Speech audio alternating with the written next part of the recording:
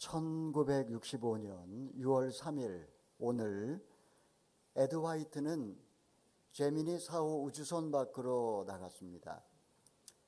그는 미국인으로서는 처음으로 우주 공간을 걸은 사람입니다. 우주를 걷는 것을 유영이라고 이야기를 하죠. 사람이 우주를 자유롭게 거니는 것처럼 들리지만 그는 결코 혼자 떠 있는 것이 아닙니다. 그는 우주복을 입고 산소 공급을 받으며 우주선과 연결된 생명줄에 붙들려 있습니다. 기도란 하나님께 매달리는 시간이 아니라 하나님의 생명줄에 우리가 붙들려 있음을 확인하는 시간이라고 할 수가 있습니다. 우리는 기도를 말이라고 착각을 합니다. 정리된 문장, 분명한 제목, 뜨거운 감정, 확신에 찬 고백이라고 생각을 합니다. 인생에는 우리의 언어가, 우리의 말이 힘을 잃을 때가 있습니다. 무의식 속의 상처가 오래되어서 하나님을 부를 수 없는 그런 절망의 감정이 찾아올 때가 있습니다. 그때 우리는 생각을 합니다. 나는 기도조차도 못하는구나. 오늘 본문은 우리에게 아니라고 말합니다. 말로 할 수 없을 때조차도 기도는 우리의 영혼 깊은 곳에서 계속될 수 있다라고 말합니다. 신음소리조차도 하나님께서는 기도로 받아주시는 겁니다. 저희는 오늘부터 시작하는 영성훈련 시리즈를 이어가고 있습니다. 오늘은 5번째로 함께 살펴볼 순서는 기도라는 주제를 가지고 함께 말씀을 나누어 보려고 합니다. 기도는 하나님에게 나의 필요를 전달하는 기술이 아닙니다. 기도는 하나님을 설득하는 종교적 방법도 아닙니다. 기도는 살아계신 하나님에게 나의 존재를 열어드리는 행위라고 할 수가 있습니다. 주님께 내 마음을 온전히 드러내고 주님의 뜻에 온전히 엎드리며 성령께서 내 연약함을 붙드실 수 있도록 온전히 나를 개방하는 그 자세가 기도라고 할 수가 있습니다. 여러분, 기도해야 한다는 것은 알지만 한숨만 쉬며 멍하니 앉아 있었던 적 있지 않습니까? 내가 지금 겪고 있는 고통이 너무나 커서 기도할 힘조차 없을 때가 있습니다. 믿음도 부족하고 기도도 하지 못하는 나 자신에 대하여 자책과 무력감에 맥없이 주저앉아 있을 때도 있습니다. 본문은 탄식에서 시작합니다. 어떻게 보면 그것이 우리의 있는 모습 그대로 그 모습이 바로 탄식이라고 할 수가 있습니다. 본문은 분명히 피조물로서 하나님 앞에 탄식으로 시작하지만 결론은 어느 누구도 우리를 정죄할 수 없다라는 담대한 고백으로 나아가고 있습니다. 이 시간에 우리는 기도를 통해서 경험하는 성삼위 하나님의 은혜에 관해서 함께 나누어 보려고 합니다. 이 기도 속에 성삼위 하나님께서 어떻게 참여하시는지 그것에 관해서 함께 나누어 보려고 합니다. 첫 번째는 성령입니다. 성령의 간구. 그것을 함께 살펴보도록 하겠습니다. 26절 상반절을 읽어보겠습니다. 시작. 성령께서도 우리의 연약함을 도와주십니다. 우리는 마땅히 무엇을 기도해야 할지 알지 못하지만, 자, 바울은 성도의 현실을 가감없이 묘사합니다. 인간은 연약하다라고 이야기하죠. 우리의 연약함을 도와주신다라고 이야기합니다. 여기서 연약함이라고 하는 것은 단지 우리의 육신의 약함을 말하는 것이 아닙니다. 인간 존재의 한계를 의미하는 거죠. 여러분, 인간은 한 치 앞도 내다보지 못합니다. 하나님의 섭리, 하나님의 보이지 아니하는 손을 깨닫지도 못합니다. 심지어 나도 나를 믿을 수가 없습니다. 변덕이 얼마나 심한지. 여러분, 무엇이 가장 좋은 선택일까? 무엇이 하나님의 뜻일까? 무엇을 붙들어야 되고 무엇을 내려놓아야 할까? 우리는 정말 알지 못할 때가 너무나 많습니다. 오리무중이죠. 안개 속을 걸으며 우리는 더듬어 하나님의 뜻을 찾아가고 있는 게 우리의 인생입니다. 자, 그런데 성령께서 우리의 그 연약함을 도와주신다라고 합니다. 도와준다라고 하는 말의 원어적인 의미는 곁에서 손을 붙잡아주고 무거운 짐을 함께 들어준다, 이런 의미가 있습니다. 성령은 저 하늘에서 이 땅을 관망하는 그런 분이 아닙니다. 성령은 낙심한 성도 곁에 오셔서 연약한 손을 붙잡아 일으켜 세워주시는 분입니다. 예수님께서는 내가 떠나지만 너희에게 보혜사 성령을 보내주신다라고 약속을 하셨습니다. 자, 성령은 하나님이시고 보혜사는 성령의 특징을 이름 지어준 것이라고 할 수가 있습니다. 보혜사라고 하는 말의 단어가 어렵지만 원어는 파라클레토스입니다. 파라는 곁으로라는 뜻이고 클레토스는 칼레오라고 하는 단어에서 파생된 단어로 부르심을 받았다, 이런 말입니다. 다시 말하면 하나님께서 예수님이 이 땅을 떠나시면서 보내주시기로 약속하신 보혜사는 우리를 도와주기 위하여 우리 곁에 보내주신 분이라는 뜻입니다. 성령께서는 우리가 기도조차 하지 못하는 그 절망적인 상황 속에서 우리를 찾아오셔서 나의 기도를 도와주신다. 성령께서 우리의 연약함을 도와주신다. 마땅히 우리는 무엇을 구해야 될지 알지 못하지만 우리를 위하여 도와주러 오신 분이라는 겁니다. 여러분, 우리가 기도하는 게 그렇게 말처럼 쉽지가 않습니다. 오랫동안 교회 생활했다고 해서 저절로 기도가 우리에게 그냥 익숙해지는 것도 아닙니다. 기도를 못한다고 해서 우리가 하나님과의 관계가 끊어지는 게 아닙니다. 우리가 낙심하고 우리 눈에서 눈물이 그치지 않는다고 해서 여러분 우리가 신앙이 없는 것도 아닙니다. 우리의 마음속에 깊은 한숨이 터져 나온다고 해서 우리에게 하나님을 향한 믿음이 없는 것도 아닙니다. 내 영혼이 온전히 하나님 앞에 기도하지 못하고 침묵으로 그렇게 흐른다고 해도 내가 하나님에 대한 신앙이 없는 게 아닙니다. 여러분, 하나님은 유창한 기도만 들으시는 분이 아닙니다. 하나님은 우리가 마땅히 빌 바를 알지 못하지만 우리의 영혼의 가장 깊은 곳에 신음소리까지 들어주시는 분입니다. 기도는 그냥 논리적이고 수려한 말로 하나님을 감동케 하는 게 아닙니다. 연약한 모습 그대로 주님 앞에 나아가서 나를 뻗으신, 나에게 뻗어주신 성령의 손을 붙잡는 시간, 바로 그것이 기도의 시간이라고 할 수가 있습니다. 자, 우리가 기도를 시작할 때 성령은 우리 안에서 무엇을 하실까요? 26절 하반절부터 27절을 읽어보겠습니다. 시작. 오직 성령께서 친히 말로 할 수 없는 탄식으로 우리를 위해 간구하십니다. 마음을 살피시는 분께서 성령의 생각이 무엇인지 아십니다. 이는 성령께서 하나님의 뜻을 따라 성도를 위해 간구하시기 때문입니다. 자, 성령은 말로 닿을 수 없는 탄식으로 우리를 위하여 간구하신다라고 말합니다. 여러분, 이 말씀 속에는 참으로 정말 깊은 의미가 담겨 있습니다. 성령은 우리의 신음을 외면하지 않으십니다. 성령은 나의 괴로움보다 더 깊은 탄식으로 우리를 위하여 간구하십니다. 우리가 하나님께 무엇을 말해야 할지 모를 때조차도 성령께서는 우리 안에서 하나님의 뜻대로 우리를 위하여 간구하고 계신다라고 이야기합니다. 우리의 침묵 속에서 결코 성령의 기도는 멈추지 않는다. 여러분, 이것이 바로 말할 수 없는 탄식으로 우리를 위하여 간구하시는 성령의 사역이라고 할 수가 있습니다. 탄식은 불신의 표현이 아닙니다. 타락한 세상 속에 구원을 기다리고 있는 성도의 언어가 탄식이라고 할 수 있습니다. 세상을 바라보고 나를 바라보며 탄식하지 않는 게 오히려 이상한 거죠. 로마서 8장 앞부분을 보게 되면, 저희가 읽진 않았지만 로마서 8장 앞부분을 보게 되면 가장 먼저 나오는 게 뭘까요? 피조물의 탄식입니다. 피조물은 하나님의 구원을 갈망하며 탄식하고 있다라고 바울은 이야기하고 있습니다. 자, 그 다음에 나오는 것이 무엇일까요? 그 다음에 나오는 것이 바로 성도들의 탄식이라고 할 수가 있습니다. 그리고 이제 오늘 본문에서 성령의 탄식이 등장하는 것입니다. 여러분, 탄식이 무엇일까요?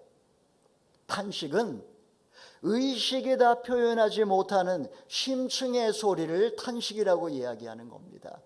영혼 깊은 곳에서 터져나오는 언어입니다. 탄식은 의식이 다 표현하지 못하는 심층의 소리, 인간이 자기 한계와 죽음과 불안을 마주할 때 터져나오는 존재의 신음소리를 탄식이라고 이야기합니다. 무엇보다도 탄식은 성령께서 나를 붙들고 계시다라고 하는 증거입니다. 여러분, 우리의 내면에는 말로 다 표현할 수 없는 슬픔이 있습니다. 여러분, 그런 거 없습니까? 마음 깊은 곳에 탄식이 터져나올 때가 있습니다. 때로는 너무나 오랫동안 내 안에 겹겹이 쌓아 묻어두었던 인생 문제도 있습니다. 두려움도 있습니다. 내 미래에 대한 두려움, 관계 속에서 받은 상처도 남아 있습니다. 아무에게도 말할 수 없는 수치심과 죄책감도 우리 안에 없는 사람이 없습니다. 여러분, 우리는 이런 것을 부끄러워합니다. 그리고 감추려고 합니다. 괜찮은 척합니다. 기도는 그런 것을 가면을 벗고 하나님 앞에 진실해지는 시간입니다. 주님, 저는 지금 무엇을 해야 될지 모르겠습니다. 그 고백 자체가 사실은 기도의 시작이라고 할 수가 있습니다. 한 수도사가 스승을 찾아와 묻습니다. 스승님, 저는 기도하려고 앉으면 무슨 말을 해야 될지 모르겠습니다. 이때 스승이 말합니다. 태양 아래에 앉아있는 사람은 저절로 따뜻해지는 법이다.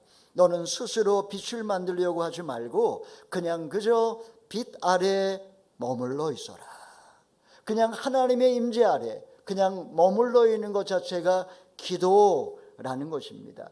내 앞에 계신 하나님, 내 옆에 계신 하나님, 내 안에 계신 하나님, 그 하나님의 임재 안에 머물러 있는 게 기도라는 겁니다. 기도는 내가 빛을 만들어내는 몸부림이 아닙니다. 하나님의 찬란한 빛 가운데 머무는 시간, 성령께서 이미 일하고 계시다는 사실을 믿고 나 자신을 온전히 그분께 내어드리는 그 태도가 기도의 시작이라고 할 수 있습니다. 사랑하는 여러분, 여러분 입에서 기도가 나오지를 않습니까? 여러분, 포기하지 마십시오.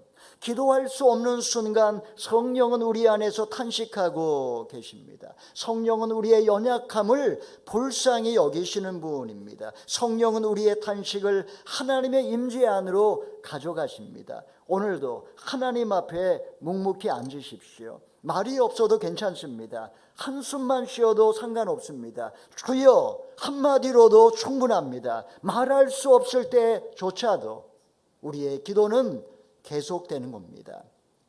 자, 성령께서 하나님의 뜻대로 간구하신다면 기도는 우리를 어디로 이끌어가는 걸까요? 우리가 이렇게 하나님 앞에 하나님의 임재 속에 탄식하며 주님께 기도할 때 기도는 나를 어디로 인도할까요? 둘째는 하나님의 섭리입니다. 자, 우리 28절의 말씀 읽어보겠습니다. 시작.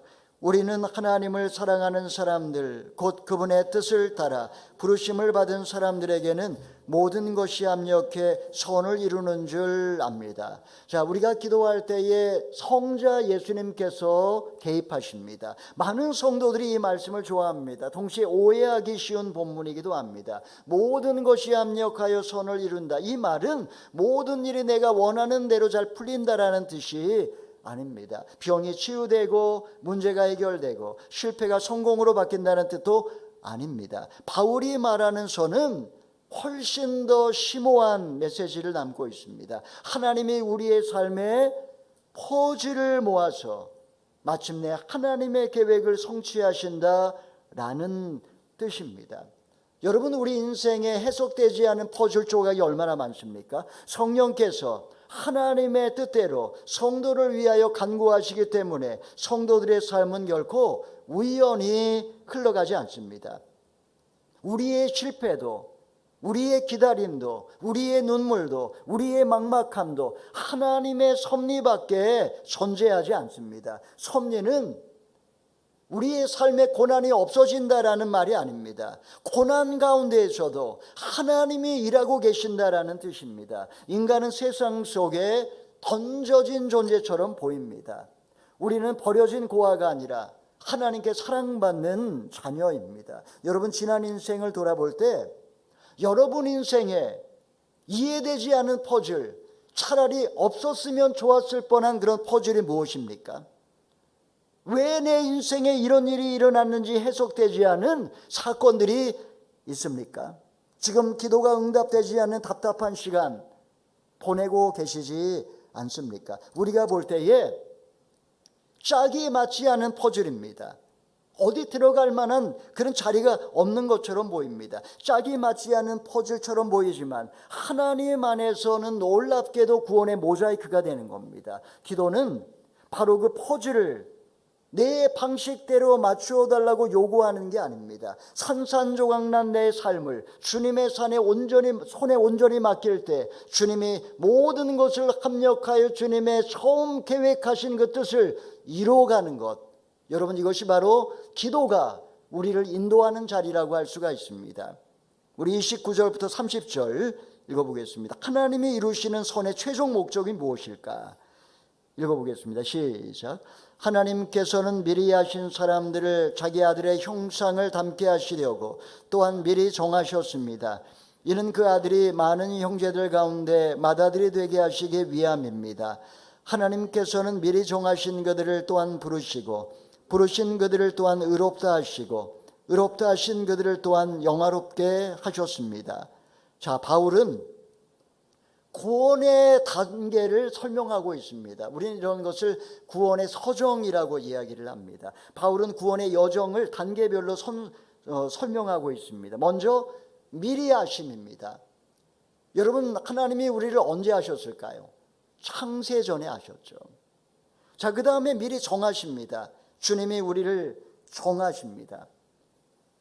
우리 인생의 모든 것을 생명책에 우리의 삶을 계획하신 거죠. 그리고 어느 순간 때가 되면 하나님이 여러 가지 우연의 조합을 통하여 우리를 불러주십니다.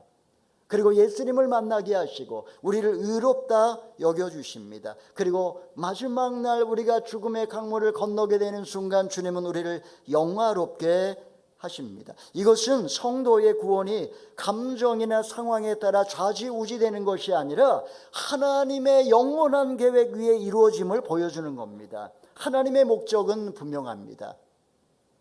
주님의 목적, 궁극적인 주님의 목적이 무엇일까요? 그것은 바로 하나님 아들, 자기 아들의 형상을 닮게 하시려고 하나님이 이루시는 선은 우리가 형통한 삶을 사는 차원을 넘어서 그리스도를 닮은 온전한 인간이 되는 것입니다. 여러분, 이것이 구원의 목적입니다. 우리의 최종적인 목적. 성화는 하루아침에 완성되지 않습니다. 하나님께서는 우리의 기도, 실패, 눈물, 관계, 기다림, 고난까지 사용하셔서 모든 걸 합력하여서 우리 안에 그리스도의 형상을 새겨가십니다.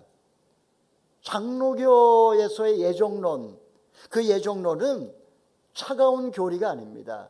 나의 미래가 다 기계적으로 정해져 있다라는 말이 아닙니다. 예정은 최종적으로 마지막 순간에 돌아볼 때 이 모든 것이 하나님의 놀라운 섭리였음을 고백하는 그런 고백적인 차원에서의 예정론이지 운명론이 아닙니다. 예정은 그렇기 때문에 흔들리는 성도들을 붙들어주는 복음이라고 할 수가 있습니다.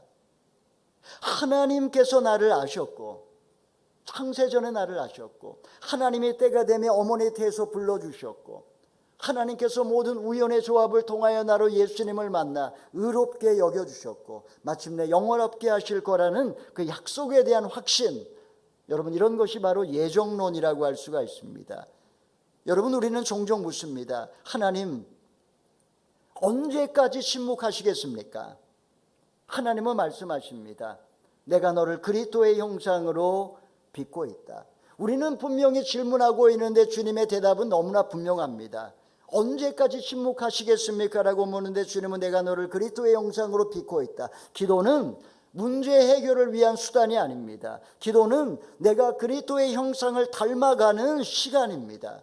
불안 속에서 믿음을 키우고 상처 속에서 용서를 익히고 기다림 속에서 인내를 배우며 실패 속에서 겸손을 닮아갑니다. 이것이 하나님의 궁극적인 선입니다.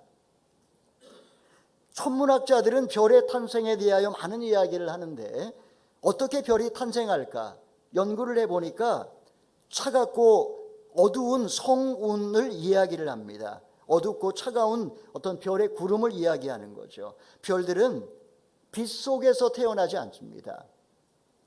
먼지와 가스로 가득한 구름 속에서 오랜 압력의 시간을 견디어 빛을 내기 시작합니다. 영혼도 마찬가지입니다. 하나님 안에서 시간과 공간을 초월하여서 우리가 영혼이 빚어져 가고 있다면 여러분, 우리는 어두움을 실패라고만 할 수 없습니다. 어떻게 보면 하나님께서는 바로 그 인생의 어두움과 실패와 고통과 시련 속에서 새로운 빛을 준비하고 계십니다. 겉보기에는 고통이지만 그리스도의 형상에 빚어지는 영광로일 수 있다는 겁니다. 사랑하는 여러분, 여러분 지금 어떤 고난의 시간을 지나가고 계십니까? 여러분 고난이 지금 이해되지 않는다 할지라도 하나님은 여전히 그 어두움 속에 시련 속에 고통 속에 일하고 계십니다. 성령의 탄식은 허공으로 사라지지 않습니다. 성령의 간구는 하나님의 뜻 안에서 우리를 그리스도의께로 이끌어가고 있습니다. 형통함만이 선이 아닙니다. 성공만이 선이 아닙니다. 그리스도를 닮아가는 것, 예수님의 형상을 닮아가는 것이 최고의 궁극적인 선입니다. 하나님은 내 삶의 모든 것을 합력해서 우리 안에 예수님의 형상을 새겨가시는 줄로 믿으시기를 바랍니다. 자, 귓가에 나에게 정죄하는 소리가 들릴 때 우리는 어떻게 해야 할까요? 우리는 세상 속에 수많은 소리를 들으면서 인생 여정을 걸어가고 있습니다. 자, 어떻게 해야 할까? 세 번째는 그리스도의 중보입니다. 우리 31절 32절의 말씀 읽어보겠습니다. 시작. 그러면 이 일에 대해 우리가 무슨 말을 하겠습니까? 하나님께서 우리를 위하시면 누가 우리를 대적하겠습니까?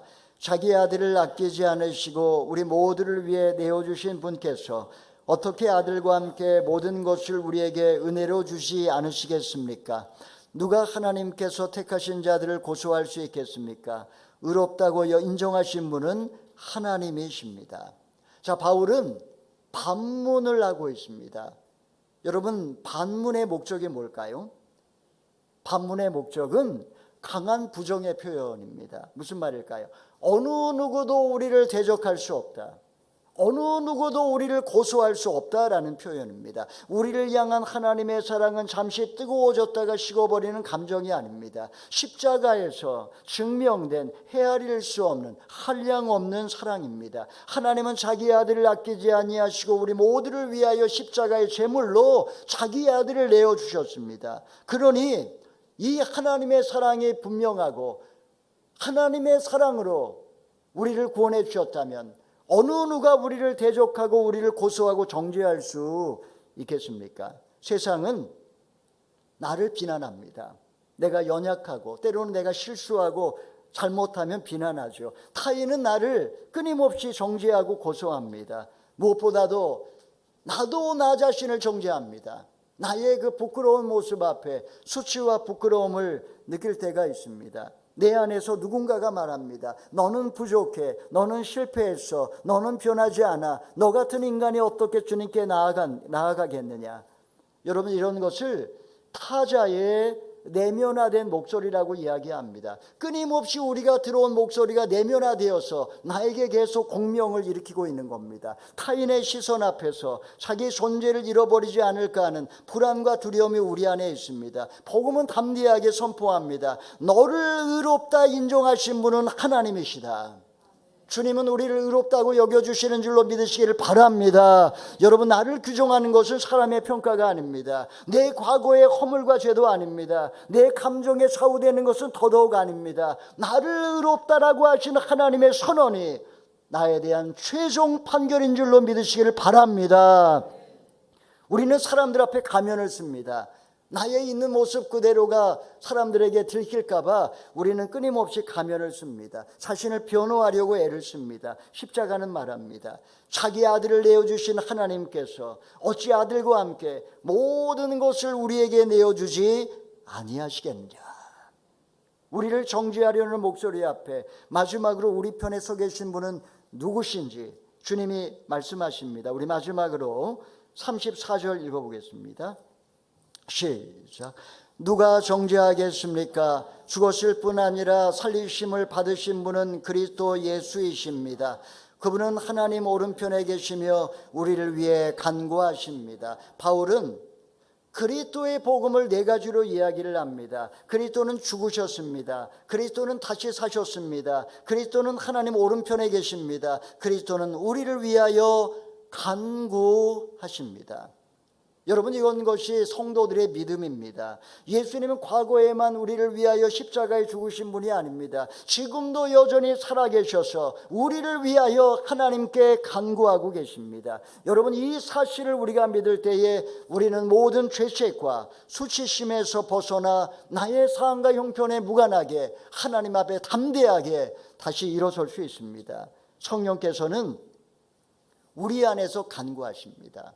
성령 하나님이 하시는 일이죠. 그리스도께서는 하나님 오른편에서 우리를 위하여 중보하고 계십니다. 예수님이 지금 하시는 일입니다.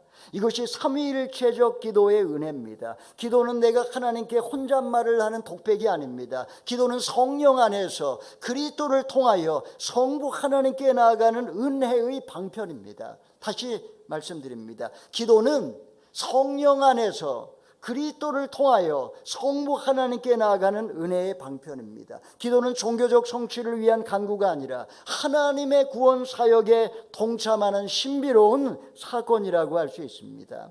여러분 기억하십시오. 기도할 때 여러분 혼자 기도하는 것이 아닙니다. 방에 홀로 앉아있는 그런 느낌일지라도 혼자 있는 게 아닙니다. 병실에 눈을 감고 있는다 할지라도 혼자 있는 게 아닙니다. 잠을 이루지 못하고 한숨을 쉬어도 내가 혼자가 아닙니다. 내 안에서 성령께서 간구하시고 하나님 오른편에서 그리스도께서 우리를 위하여 중보하십니다. 나를 정죄하는 목소리가 아무리 크다 할지라도 나를 위하여 기도하시는 예수님의 음성이 훨씬 크다는 사실을 믿으시기를 바랍니다. 사랑하는 성도 여러분, 나는 말할 수 없지만 기도는 계속됩니다. 내가 기도할 수 없다고 느끼는 순간에도 성령께서는 우리 안에서 간구하고 계십니다. 죄책감과 수치심 속에 괴로워할 때도 그리스도께서는 하나님 보좌 우편에 나를 위하여 기도하십니다. 우리는 탄식 속에서도 소망을 잃지 않습니다. 기도는 내가 하나님을 붙드는 행위이기 이전에 하나님께서 성령과 그리스도를 통하여 나를 붙들고 계심을 드러내는 사건이기 때문입니다. 2010년 8월 5일 칠레 북부의 산호세 광산이 무너졌습니다. 33명의 광부가 지하 700m, 입구에서 5km 떨어진 곳에 갇혔습니다. 이게 나중에 영화로도 이제 만들어지게 되는데요. 사고 직후에 구조대는 생존 여부를 확인할 수가 없었습니다. 너무 깊고 너무 떨어져 있었기 때문에. 칠흑 같은 어둠 속에서 시간은 하염없이 흘렀고 사람들은 절망하기 시작했습니다. 땅 위에서는 구조대가 멈추질 않았습니다. 가족들은 광산 입구를 떠나지 않았고 구조대는 포기하지 아니하고 끝까지 땅을 뚫었습니다.